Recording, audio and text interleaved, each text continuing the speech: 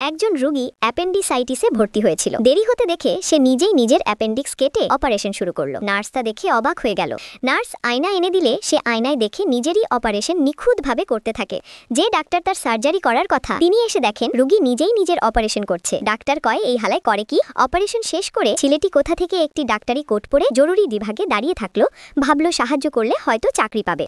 ঠিক তখন এক সড়ক দুর্ঘটনার রোগী আনা হলো। ছেলেটি তার অবস্থা পরীক্ষা করে বুঝলো রোগী শকে গেছে। সে দ্রুত জরুরি কক্ষে নিয়ে গিয়ে চিকিৎসা করে রোগীকে বাঁচিয়ে ফেলে। হাসপাতালের পরিচালক এসে দেখে অবাক। সকালে যে ছেলেটিকে চাকরি দিতে অস্বীকার করে বের করে দিয়েছিলেন সেই এখন জরুরি কক্ষে রোগী বাঁচাচ্ছে। তার অ্যাপেন্ডিক্সের সেলাই এত নিখুঁত দেখে পরিচালক অপারেশন করা ডাক্তারকে প্রশংসা করলেন। ছেলেটি বলল আমি নিজেই করেছি। এদিকে পুলিশ প্রধানের মেয়ের পা ট্রাক চাপা দিয়ে গুড়িয়ে যায়। অর্থোপেডিক ডাক্তাররা বলেন এখনই কেটে না দিলে প্রাণ যাবে। বেইজিং এর নামে লিন ডাক্তারও বলেন অবিলম্বে কেটে ফেলতে হবে। কিন্তু মেয়েটি পা কাটতে চায় না। ছেলেটির দক্ষতা দেখে সে চায় ছেলেটি তাকে বাঁচাক। রক্তক্ষরণ বেড়ে চললেও ডাক্তাররা রক্তপাতের উৎস খুঁজে পাচ্ছিল না। ছেলেটি এগিয়ে এসে হাতেই রক্ত বন্ধ করে সবাইকে চমকে দিল। মেয়েটি বাবাকে রাজি করায় ছেলেটিকে সার্জারি করার সুযোগ দিতে। লিন ডাক্তার শর্ত রাখলেন ব্যর্থ হলে সঙ্গে সঙ্গে পা কেটে ফেলতে হবে।